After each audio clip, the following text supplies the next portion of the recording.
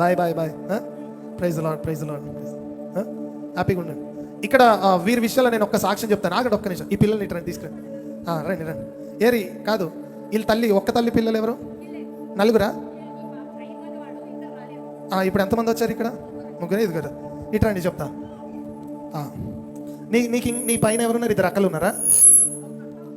ఒక అక్క ఒక చెల్లె. ఓకే, ఈ చిన్న పాప ఉంది కదా, ఈ చిన్న పాప పైన ఒక అక్క, తర్వాత ఒక చెల్లె, తర్వాత నువ్వా, తర్వాత ఈ చిన్న పాప, తర్వాత ఈ చిన్న పాప. ఓకే, వీళ్ళు ఎంతమంది?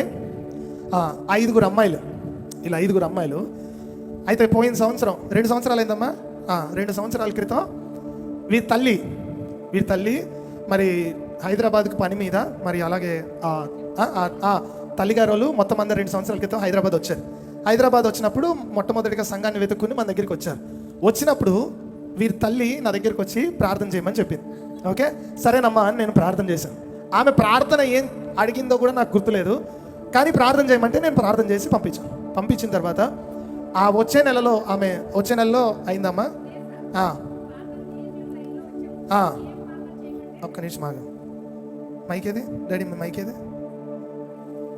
అది అందులో వాల్యూమ్ పెట్టు. చెప్పండి. బ్లూ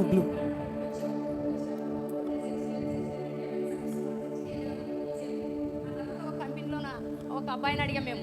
ఇక్కడ చర్చి ఉంది బియ్యమనేటి కాలనీలో అంటే ఇతకాంటి వచ్చాము. ఆ రోజు మేము 4 ప్రేయర్కి వచ్చాం. లైన్లో నిలబడినప్పుడు సార్ ఏం అడిగాడు మమ్మల్ని, ఏటి గురించి ప్రేయర్ చేయాలమ్మా మీకు అని అడిగాడు.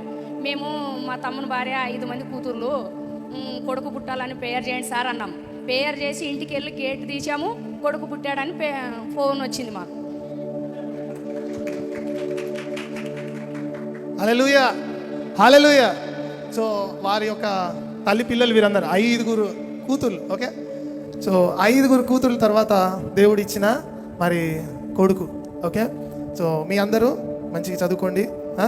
ఏం చేయాలి? మీరు చదువుకోవాలి. మీ అక్క, మీ చెల్లితో కూడా చెప్పు. ఏం చెప్పాడు పాస్టర్ సార్? ఏమన్నాడు? చదువుకోమని చెప్పాడు అని చెప్పు. మీరు అందరు బాగా చదువుకోవాలి. ఓకే, వెళ్ళండి. వందనాలు.